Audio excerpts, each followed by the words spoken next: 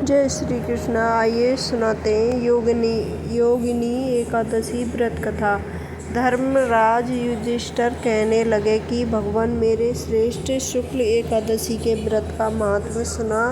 अब कृपया आषाढ़ का कृष्ण एकादशी की कथा सुनाइए। इसका नाम क्या है, महत्व क्या है, यह भी बताइए। श्री कृष्ण कहने लगे कि हे राजन, आषाढ़ एकादशी का नाम योगिनी है। इसके व्रत से समस्त पाप नष्ट हो जाते हैं। इस लोक में भोग, परलोक में मुक्ति देने वाली है। यह तीनों लोकों में प्रसिद्ध है। मैं तुमसे पुराणों में वर्णन की हुई कथा कहता हूँ, ध्यानपूर्वक सुनो। स्वर्ग धाम की अलकापुरी नामक नगरी में कुबेर नामक एक राजा राज्य करता था। वह शिव भक्त था और प्रतिदिन शिव की पूजा किया करता था। हेम नाम का एक माली पूजन के लिए यहाँ फूल लाया करता था। हेम की विशाल लक्ष्मी नाम की सुंदर स्त्री थी। एक दिन वह मानसरोवर से पुष्प तो ले आया, लेकिन कामासक्त होने के कारण वह अपनी स्त्री से हास्य विनोद तथा रमणक करने लगा।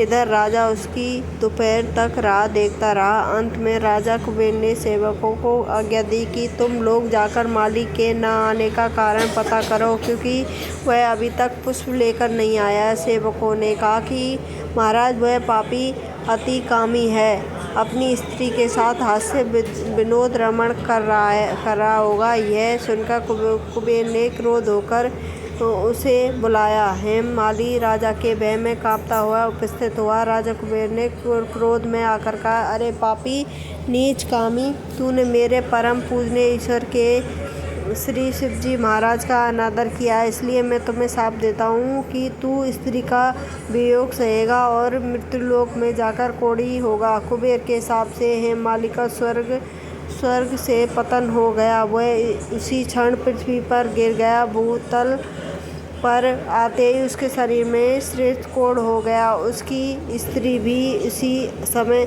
कोढ़ हो गया। उसी समय अंतर्धान हो गया। मृत्युलोक में आकर माली ने महान दुख भोगे। भयानक जंगल में जाकर बिना अन्न और जल के भटकता रहा। रात्रि की निद्रा भी नहीं आती थी, परंतु शिवजी की पूजा के प्रभाव से उसके पिछले जन्म की स्मृति का ज्ञान अवश्य रहा। घूमते घूमते एक दिन वह मार्कंडेय ऋषि के आश्रम में पहुंच गया। वहाँ जो ब्रह्मा से अधिक वृद्ध थे, जिसका आश्रम ब्रह्मा की सभी समान लगता था। हेम माली वहाँ जाकर उसके पैरों में पड़ गया। उसे देखकर मार्कंडेय ऋषि बोले, तुमने ऐसा कौन सा पाप किया जिसके प्रभाव से यह सब हालत हो गई है।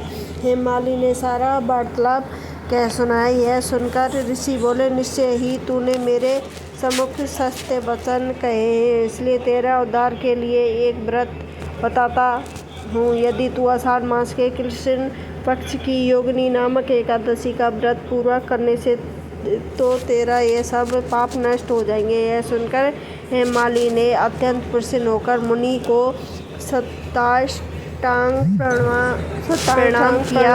मुनि ने उन्हें स्नेह के साथ उठाया। हेम माली ने मुनि के कथानुसार विधि पूर्वक योगिनी एकादशी का व्रत किया। इस व्रत के प्रभाव से अपने पुराने स्वरूप में आकर वह रहने लगा। भगवान श्री कृष्ण ने कहा, भगवान कृष्ण ने कहा, हे राजन, यह योगिनी एकादशी का व्रत 88,000 ब्राह्मणों को भोजन कराने के बराबर फल देता है।